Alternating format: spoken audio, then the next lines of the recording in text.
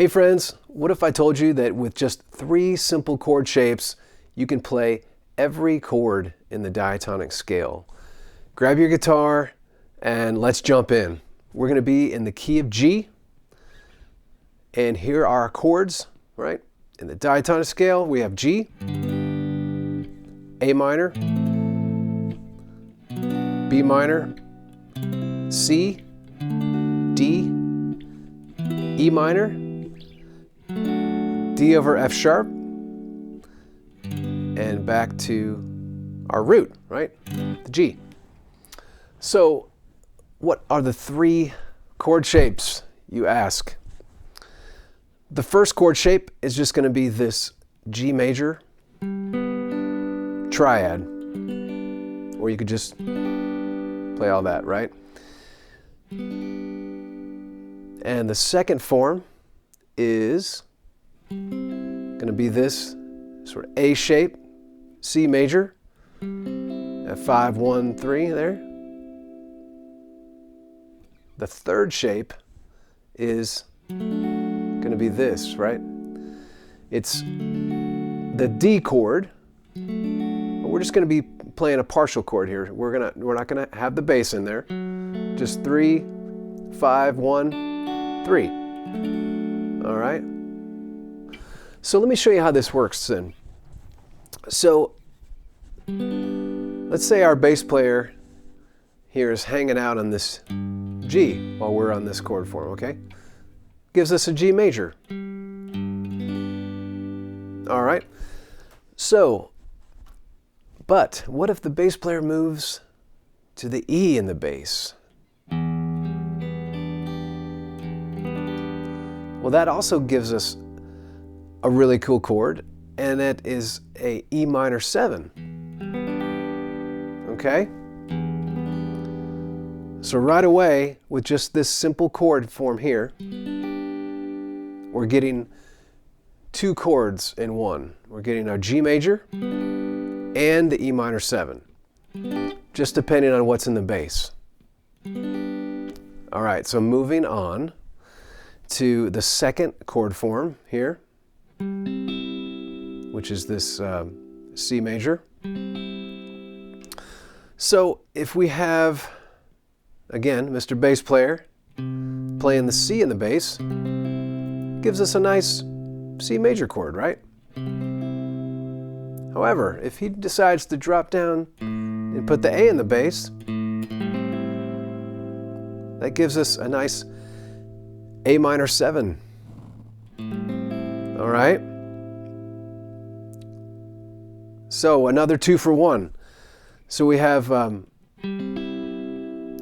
this chord form gets us C major and A minor 7. All right? Just these 3 notes. So moving on, we'll look at the next chord form, this guy. And if our friendly bass player is playing a B in the bass, we have a nice 3 minor 7 there, B minor 7. All right. If he decides to put the D in the bass, then we get our friend, the D major chord. All right, again, another 2 for 1. So we have our 3 minor and our D major, our B minor 7 and our D major. Okay, so to recap, with just this simple form here, the G major chord, we get our G major and E minor 7. With this little 3-note triad here, the C triad, we get a C chord and an A minor 7. All right, and then right here we have our D, our D triad, which can serve as the D chord and the B minor 7, if that B is in the bass. So we've essentially played every chord in this diatonic scale using this system. The only chord that we're missing is the 7, and typically in pop music we're going to play a 5/7. All right? So again, that D shape works perfectly for this. In fact, this first inversion D chord is the 5/7, the F sharp in the bass, right? Leading us back to 1. So this is where the fun part starts to happen, right? So let's say you get comfortable with that and you want to start expanding on that, okay? So we can move these triads up inversions,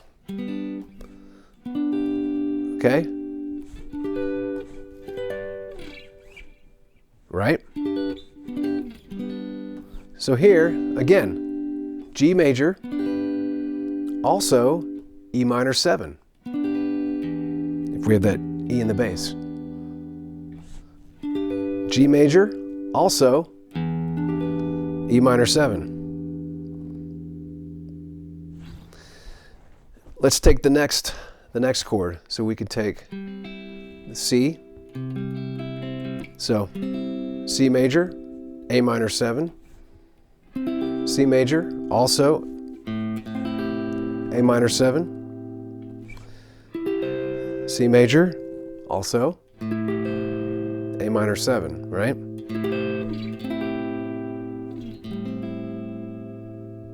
All right, and then if we take the 5 chord, the D triad here, and move it up, we have D major, also B minor 7, right? We have D major, also B minor 7. We have D major, also B minor 7. And then finally back, back there. So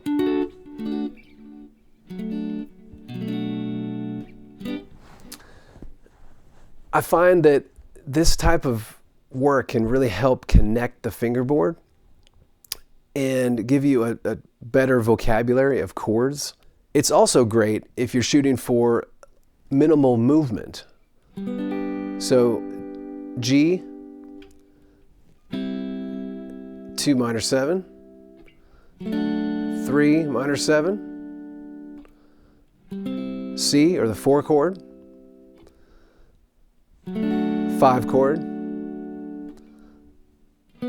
6 chord, even though I would usually play that 6 chord maybe like this.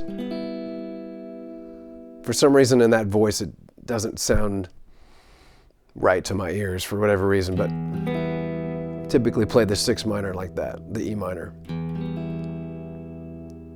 Right, and then the 5/7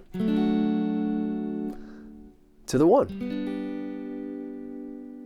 So you can see with very little movement, you can catch, again, every chord in this diatonic scale. 1, 2, 3, 4, 5, 6 minor, 5/7, and the 1, which is really handy if you're just playing little pocket parts.